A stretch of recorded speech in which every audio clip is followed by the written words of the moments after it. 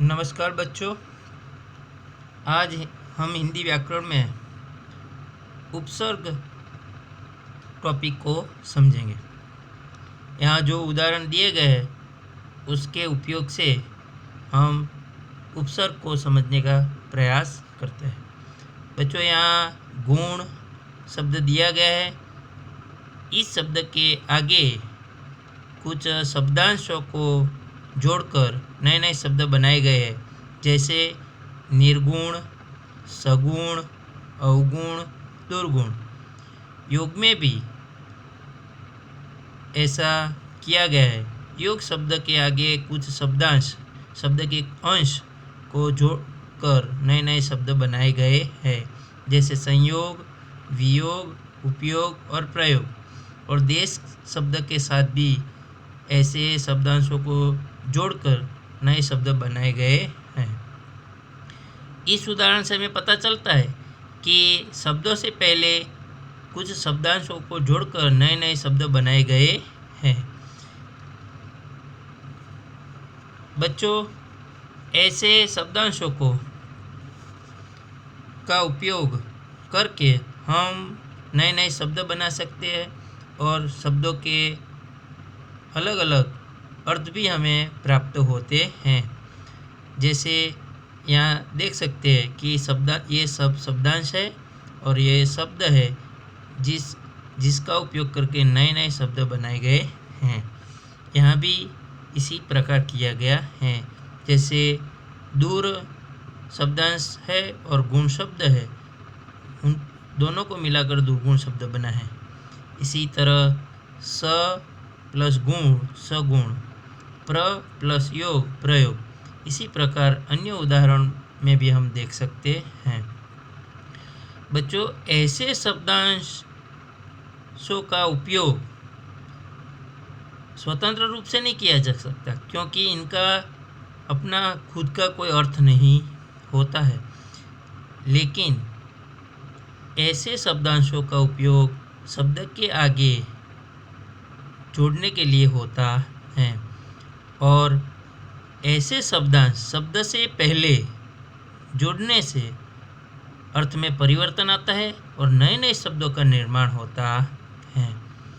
बच्चों, इसे उपसर्ग कहते हैं, जो शब्द के प्रारंभ में जुड़ते हैं और शब्दों में परिवर्तन लाते हैं और नए नए शब्दों का निर्माण होता है। ऐसे शब्द से पूर्व, शब्द से पहले, शब्द की शुरुआत में लगने वाले शब्दांशों को उपसर्ग कहते हैं।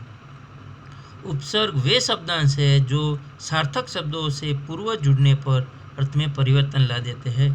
जो अर्थ देने वाले शब्द है उनके पहले उन्हें जोड़ने से हमारे जो शब्द का अर्थ होता है उसमें परिवर्तन आता है और नए नए शब्दों का निर्माण होता है।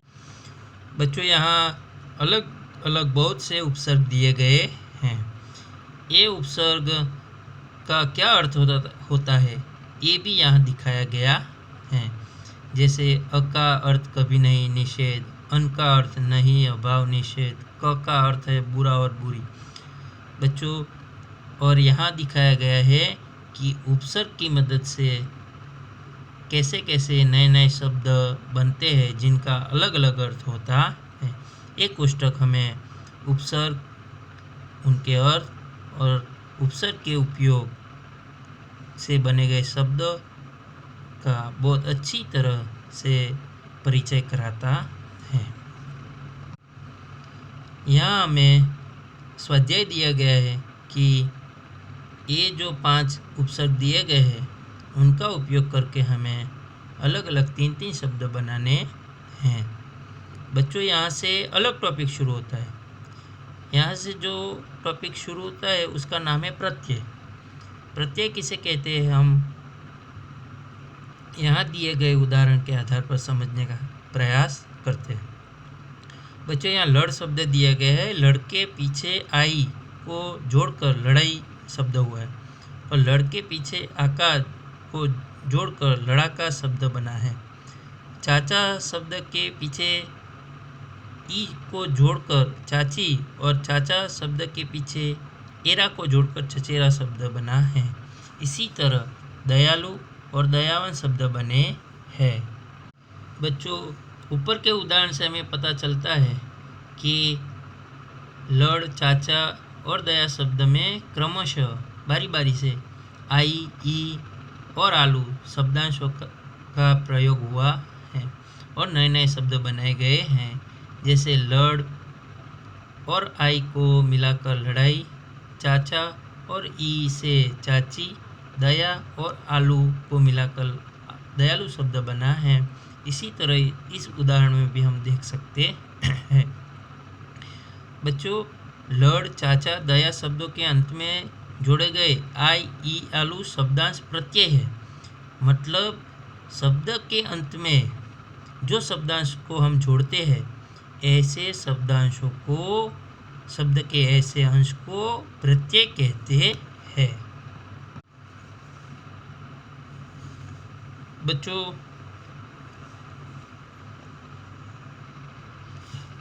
ये शब्द है, ये प्रत्यय है। शब्द और प्रत्यय को मिलाकर ये नए शब्द बने हैं। जैसे चल में ता को मिलाकर चलता, खा में या को जोड़कर खाया, सुन में कर को मिलाकर सुनकर। ऐसे ये शब्द है, ये प्रत्यय है और शब्द और प्रत्यय को मिलाकर ये नए नए शब्द बनाए गए हैं।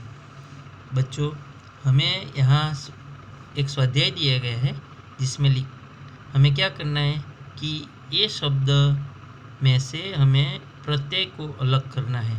जैसे मनुष्यता तो ता प्रत्यय है, धनवान तो वान प्रत्यय है। इसी तरह आगे के शब्दों में से हमें शब्द और प्रत्यय को अलग करना है। बच्चों, यहाँ जो टॉपिक हुआ है, कोई भी प्रश्न हो तो आपके ग्रुप में ज़रूर लिखना। हम उसका सुंदर शब्दों में और सरल तरीके से और अच्छी तरह उसे समझने का प्रयास करेंगे। नमस्कार।